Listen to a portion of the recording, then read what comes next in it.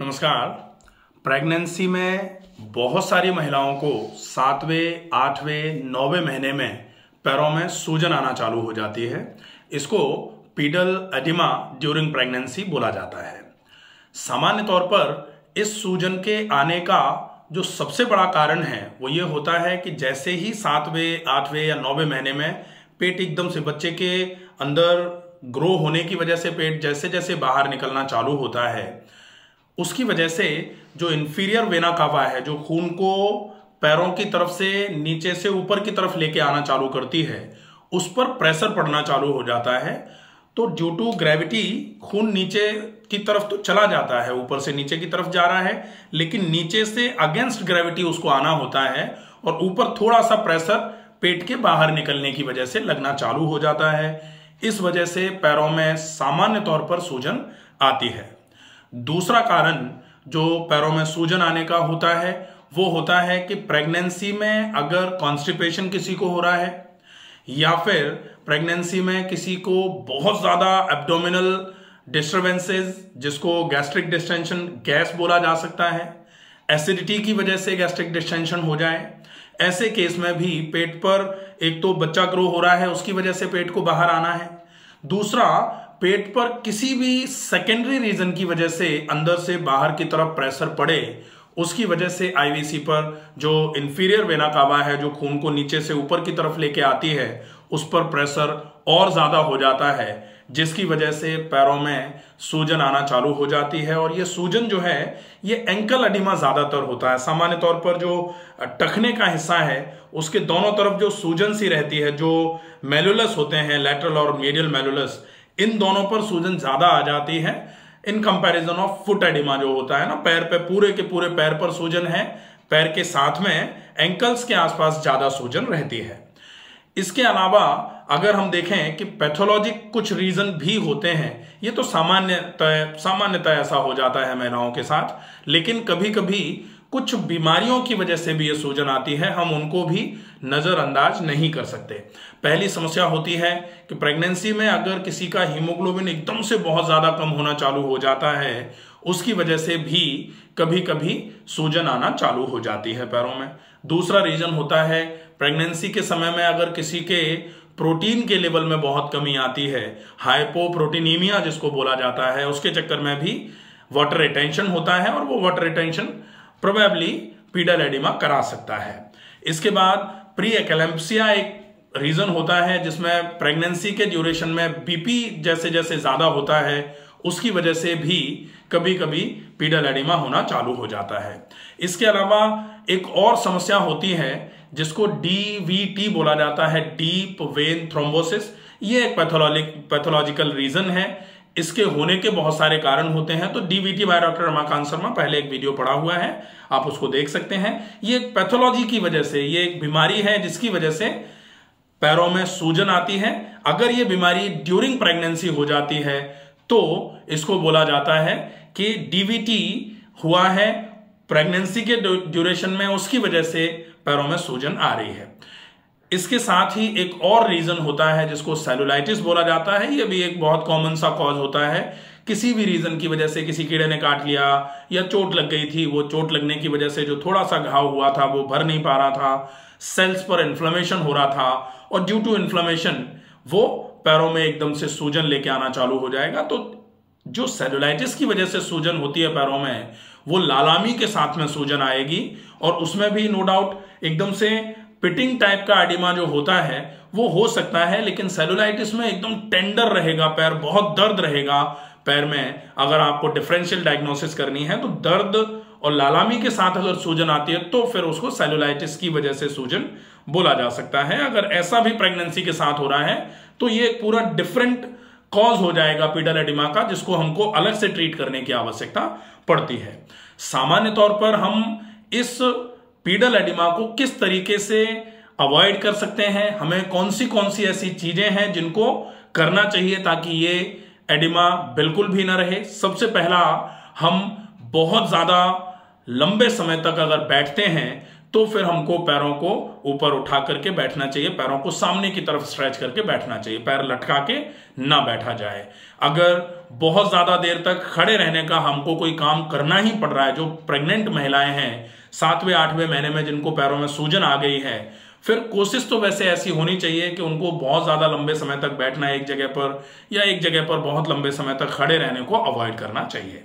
साथ में पैरों को हल्का सा ऊपर कर सकते हैं, जैसे हम जब रेस्ट कर रहे होंगे, जब लेटे होंगे, उस समय 1 या 2 तकिए पैर के नीचे लगा करके पैरों को थोड़ा सा ऊपर कर लिया, ताकि ऊपर से नीचे की तरफ अपने आप ही खून की चाल चलती है ड्यू टू ग्रेविटेशनल फोर्स। ऊपर से नीचे की तरफ तो टुवर्ड्स ग्रेविटी तो हमेशा ही चीजें बहुत इजीली चलती हैं, तो उनको कराया जा सकता है। हम लेफ्ट साइड में करवट लेकर के अगर सोते हैं, जैसे प्रेग्नेंट महिलाएं जिनको पैरों में ज्यादा सूजन है, अगर वो लेफ्ट साइड में करवट लेके सोती हैं तो उनको थोड़ा कंफर्टेबल भी लगेगा और पैरों की सूजन में भी डेफिनेटली बहुत अच्छा आराम मिलना चालू होता है। साथ में आहार चिकित्सा में हम क्या क्या कर सकते हैं? आहार चिकित्सा में हम बहुत अच्छे तरीके से डायूरेटिक्स का यूज कर सकते हैं, जिसमें नारियल पानी है, लौकी का जूस है, जौ का पानी है, जौ का दलिया है। इनका अगर हम यूज करते हैं तो डेफिनेटली पैरों की सूजन को कम करने के लिए डायूरेसिस की जरूरत पड़ती है। डायूरेसिस मतलब जो रिटेन्ड वाटर है उसको निकालना है कैसे भी करके, वो बहुत अच्छे तरीके से मैनेज हो जाता है उससे। अब सबसे ज्यादा जरूरी पार्ट जो है, अगर पैरों में सूजन आ रही है ड्यूरिंग प्रेगनेंसी, तो उसको घर पर रहते हुए कुछ साधारण सी एक्सरसाइजेस से हम बहुत अच्छे तरीके से मैनेज कर सकते हैं।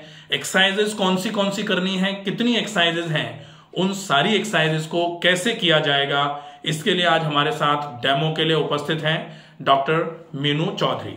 ये आपको एक्सरसाइजेस कैसे करनी है, कितनी देर तक करनी है और एक्सरसाइजेस को करने का एग्जैक्ट प्रोसेस क्या है, वो आपको डेमो करके दिखाएंगी।